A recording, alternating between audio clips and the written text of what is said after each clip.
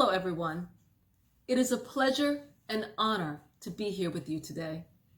Let me tell you a little bit about myself. I started my own Afrocentric wedding business.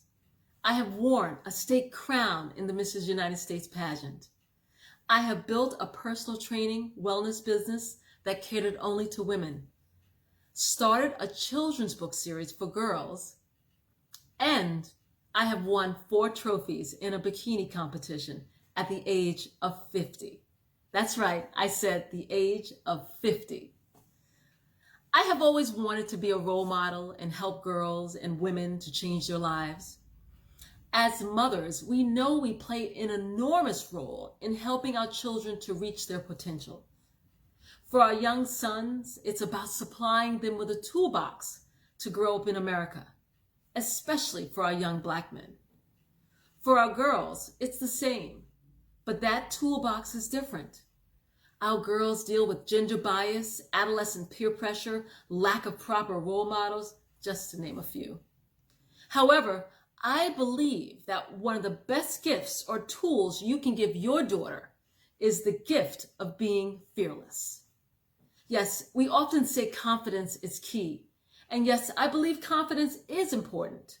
However, in truth, confidence is a byproduct of being fearless. When you are fearless, you do not have worries of rejection or failure of what might happen. Therefore, you lead with confidence. So fearlessness and confidence go hand in hand, but one truly builds upon another. Let me share with you a story where my fearlessness led to my confidence in a situation. When I was a young girl, I was often faced with moments where my mother's words would play in my ear. I fear no man but God. These were often words she used when she encountered some change in her life. She knew that the lack of fear would help her through that adversity. This, of course, came from her Southern religious upbringing. And it's actually from a quote in the Bible. Although I didn't know all the specifics of its origin, those words would often resound in my head too when I needed it. I remember one day, I think it was 5th grade, I was on my school bus after a long day of school, and yes, it's hard being a 5th grader. But as I sat in my seat, I heard the neighborhood bully, Pam, bothering my neighbor, Shelley. She was telling her to get out of her seat. I sat there for a while and listened. The back and forth of Pam's demands and Shelley's silence. I contemplated whether I should get up and defend Shelley.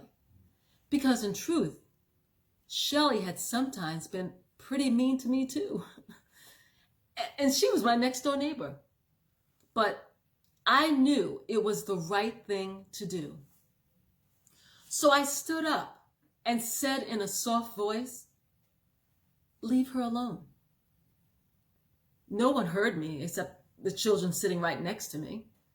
I said it again, but a little louder this time. "Leave her alone." And this time, several more students heard me and looked my way.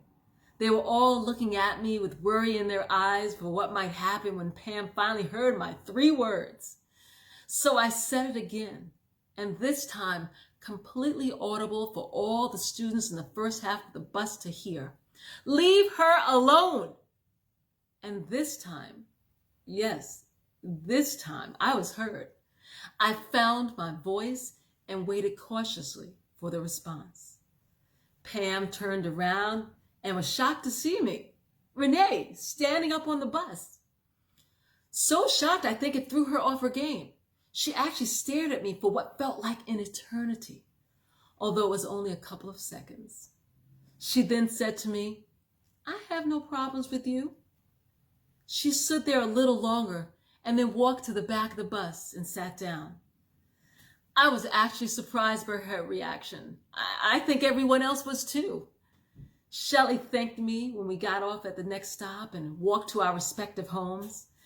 Nothing else was ever said about it. But that outcome occurred because I had no fear in that moment. And because I stood in that moment of fearlessness, the confidence strengthened me in that moment too.